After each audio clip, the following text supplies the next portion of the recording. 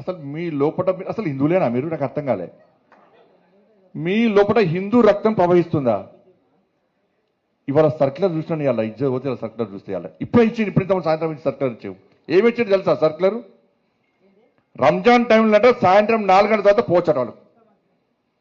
నువ్వు రంజాన్కు 4 గంటల తర్వాత వాళ్ళకు ఉద్యోగాలు ఇచ్చిపెట్టి పోతే మాకు ఏమి ఇబ్బంది లేదన్నా. కానీ నా అయ్యప్ప ఏం పాపం చేసిండు? అయ్యప్ప స్వాములు ఏం పాపం చేసిండన్నా? నా అయ్యప్ప ఏం పాపం చేసిండన్నా?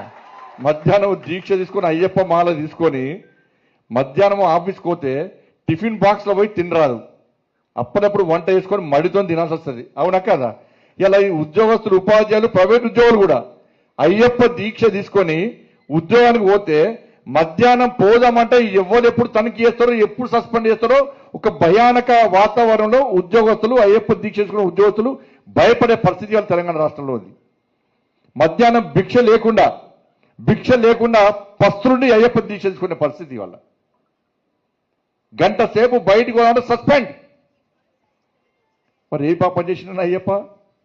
ఆంజనేయ స్వామి దీక్ష చేసుకుంటే మాల ధరిస్తే వాళ్ళకు ఎగ్జామ్షన్ ఏం లేదు, భవానీ దీక్ష చేసుకుంటే వాళ్ళకు ఏం లేదు, శివమాల ఇప్పుడు శివరాత్రి వస్తుంది, శివమాల చేస్తే వాళ్ళకి ఎగ్జామ్షన్ లేదు. మరి సర్కార్ ఒక్కరికైనా అంటే హిందువుల పరిస్థితి తెలంగాణ రాష్ట్రంలో బిడ్డ బతికేది వాళ్ళ హిందువుల పరిస్థితి.